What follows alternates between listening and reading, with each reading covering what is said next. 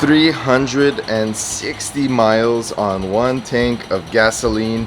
We have Ollie here filling up the gas, and we are gonna see what our mileage is as soon as we are done.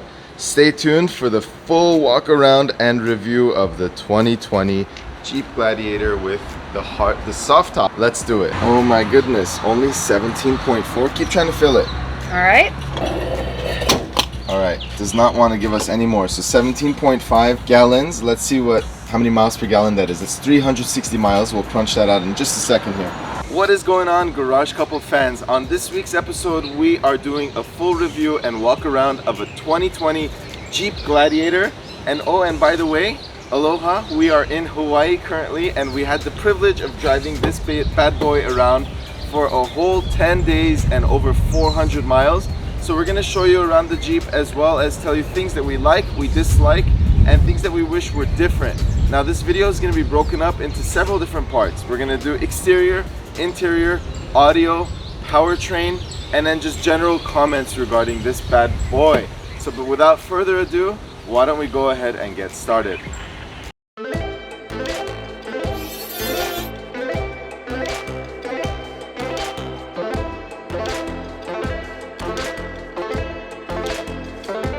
So the model we have behind us is a Sport. This is the base model with the only option being the 8-speed automatic. Now this one comes from the factory at $31,577 at this point when we're filming.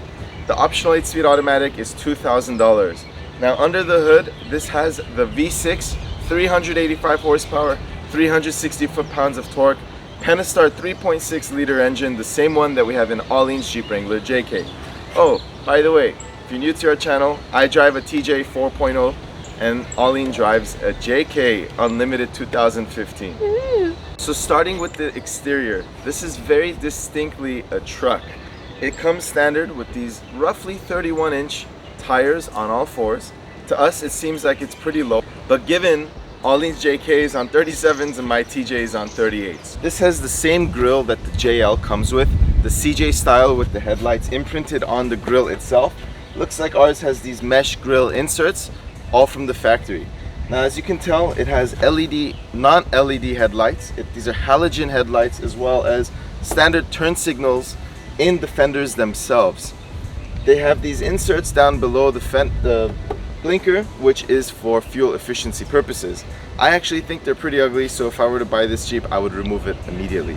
Now this is a plastic bumper up front, similar to what you would see on the JKs or the JLs.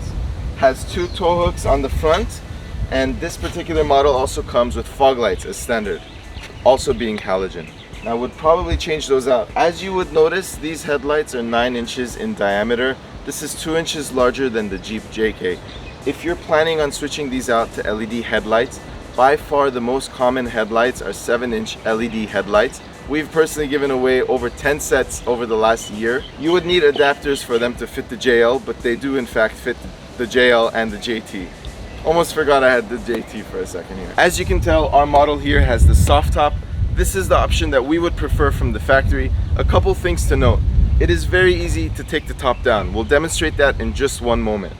The one thing that lets us down with this soft top is the fact that you're still able to open it from the exterior of the Jeep. This is unlike other convertible vehicles of this era. Most convertible vehicles, you just press a button and it opens from the interior, but not on this one. So on the TJs and JKs and all the other Jeeps, you are able to unzip the windows from the exterior of the Jeep. Now on the Jeep JT, it looks like you wouldn't be able to do it, but you're also able to take apart the soft top from the exterior. Now what this means is that you shouldn't keep anything valuable in your Jeep. Now in our limited time here in Hawaii, someone actually took apart our soft top and got into our Jeep and stole our shoes. Here's the footage from that. What happened? Someone broke into the Jeep overnight. This is the worst. Are you kidding me? At least they left a piece over here. Shoes are gone. Luckily we didn't have anything important, right? No, just my pride. Just our shoes and our pride. Looks like they went through some paperwork. So after inspecting, it looks like they came in through the back. The entire back was open. We have both of our shoes missing, and we found stuff in here to show that someone was in here. It's pretty disappointing. We were ready to go on our waterfall hike, but now we do not have shoes. So on to a new adventure. We are gonna try to locate some shoes. So we would expect and hope that in the future, paying this much for a Jeep, having it with a soft top, we would hope that it wouldn't be able to open from the exterior, or at least be a little more difficult. All you literally do is pull it off and it pops right off this piece, and then you can unzip the whole window. Now, one thing about this top that's really nice is that it's actually really quiet for being a soft top. We've had soft tops on both our JKs and our TJs, and none of them have been as quiet as it has been on the JT. So there's 2 latches on the front. Actually an interesting design. You go ahead and unlatch and it pops forward. There's a strut, and there's actually 2 sets of struts in the soft top itself for that smooth operation. Why don't I demonstrate that now?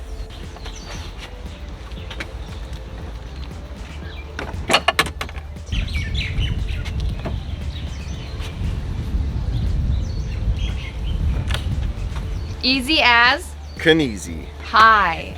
So moving on to the rear of the Jeep, let's talk about the exterior.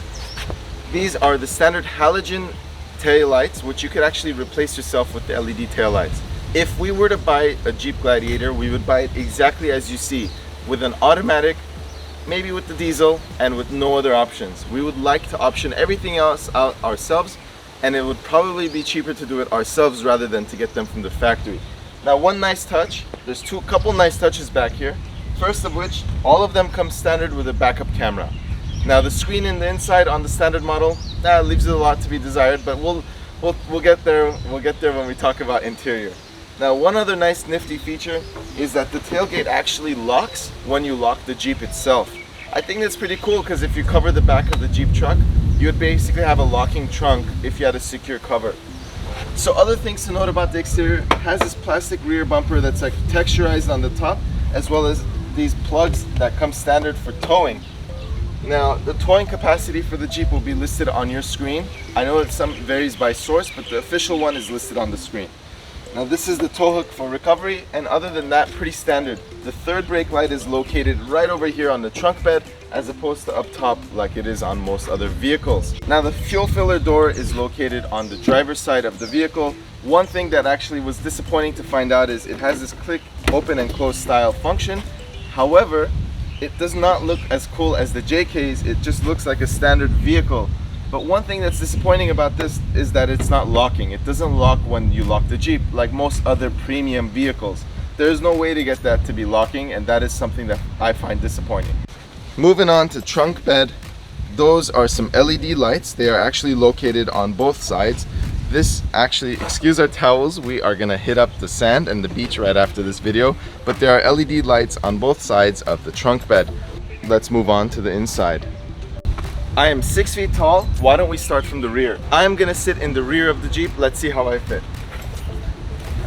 Now, this driver's seat is actually adjusted to how Auline drives the Jeep. So there, as you can see, there's plenty of legroom. Let's show you the legroom. All right. Plenty of legroom here. Now, a couple features about the rear of the Jeep that I genuinely appreciate, that the JK does not have, at least our JK.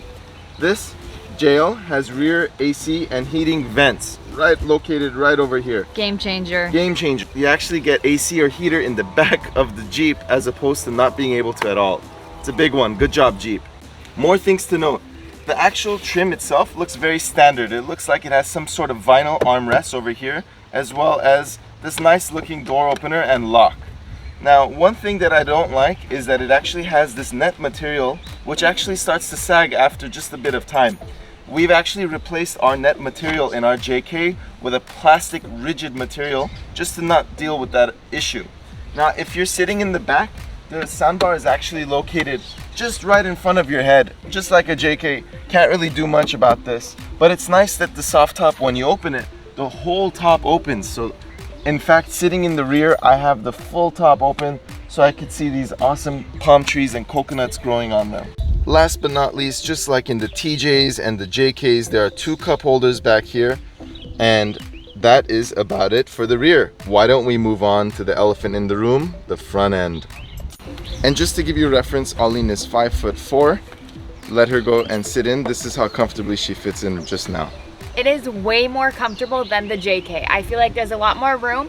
The seats in the back aren't as rigid and straight up as the JK. We put those spacers in to give you a little bit more tilt, but it looks like they fixed that problem. Moving on to the front. Now moving on to the interior of the Jeep, this is the standard cockpit view you get. We can start on this left side just over here. This is how to control your headlights. It comes with automatic headlight function from the factory. That is the front fog lights and that is the rear truck bed lights.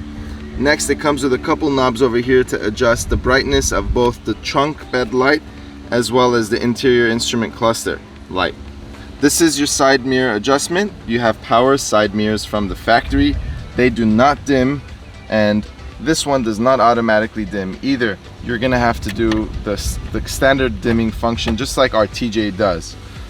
Just like the Jeep Wrangler JK and TJ, it has this upper area to place items such as phones and various other knickknacks. Now this is the brains of the whole operation. This is the standard touchscreen system that it actually comes with. Now this is a huge improvement to the JK and to what comes with other Jeep Wranglers and other Jeeps in the past.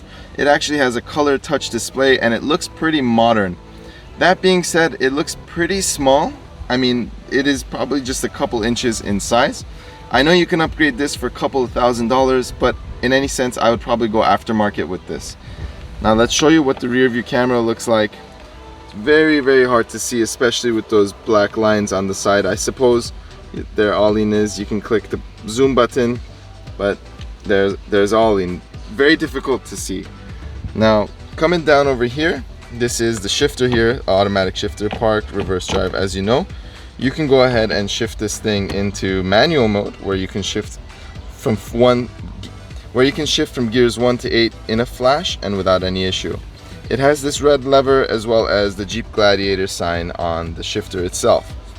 Now it also comes with the transfer case shifter that looks and feels pretty sturdy and nice, and as well as those 2 cup holder spots which are currently being occupied. Now one cool thing is that the key actually fits into this spot right over here. One cool thing is that the key actually fits into this spot right over here, just like so. That is kind of unusual because if I have keyless, I will keep it in my pocket. And that gets me to point number B right over there. And that gets me to the next point. That is actually the start-stop button. The climate control buttons, as well as some of the other buttons here, the traction button, the downhill, the downgrade button, as well as the auto start-stop button. Now, it's impossible to turn off this function permanently. You press it down and every time you drive, it resets. Now what that means is, for fuel efficiency reasons, every time you're at a stoplight, the engine actually turns off, and then as soon as you let go of the brake, it turns right back on. Now I don't actually like this feature, even if it saved me like half a mile per gallon. I wish I could disable it fully, and I'm sure some aftermarket companies have already come up with that solution. Now it has the 4 window switches located right in the center over here. They go down automatically, but they come up manually. The door lock is actually in the middle. Now it has a 12-volt lighter right over there, and then underneath this media tab over here, it has auxiliary as well as a couple different USB charging ports.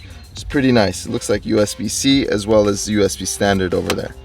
Also has a nice little cubby down here for more storage. And that pretty much wraps the interior of the Jeep. What was that? I also love these handlebars, you guys. You know we've gone through quite a few trying to figure out which one we should put on both of our Jeeps, but these ones come just like a truck would look, which is pretty solid for a Jeep truck. And before I forget, I thought I would also mention this. This is the wiper arm and that is the turn signal arm. Those feel a lot cheaper than what they do in the Jeep Wrangler JK. It looks like this one only has the function of going up, down, and out and away. Versus in the other vehicles, there's other options on this, such as the fog lights, and same with the same with the washer fluid and the wiper arm. Those wipers were not too good when we used them. It's been raining quite a few days in Hawaii, and using those wipers has a lot to be desired. We'd definitely be changing those out as well. Hopefully with those screw blade wipers that we have on both of our Jeep Wranglers. Located on the left of the steering wheel is the Bluetooth functionality, including the phone options as well as the multifunction menu. You are able to use this to see miles per hour, and you are able to change out anything on the Jeep that you're not happy with. So this is actually the radio information, tells you about the engine stop start. This is the trip information. See, this is fuel economy here, and then you have vehicle information, including oil temp, trans temp, coolant temp, basically all of these different temperatures, battery voltage, tire pressures, so many different options. I definitely think they upped the game, and for $31,000, I'm totally happy with the way this interior fits and feels. I cannot complain at all. Now that we've been driving the Gladiator for about 10 days, some takeaways. We absolutely love it. They've definitely upgraded from the most recent, from the JK, from the TJ. Love the interior, love the exterior. Our miles per gallon was 20.7, which we are extremely happy with. That is way better than what I've been getting with my upgraded tires and my JK and also Greg's TJ. Would I buy it? You might have to stay tuned for that one, you guys. So before I forget, one nifty thing about the JL truck is that all of the models come with front and rear Dana 44 axles. Now that is pretty cool if you ask me, because the other Wranglers come with Dana 30s up front that are no good for larger tires, which we would for sure do if we had this vehicle. Thank you so much for watching. Hopefully, if you're in the market to get a Gladiator, this will help you make your decision. If you have any questions whatsoever, please feel free to drop a comment below. We're happy to get to them as we can. We highly recommend this vehicle, especially for the price. And we definitely think that it would add to our stable in a positive way. What do you think? I think so too. Thank you all for watching. Stay safe, stay healthy, and we'll see you guys soon. Yeah, one of these. That's great.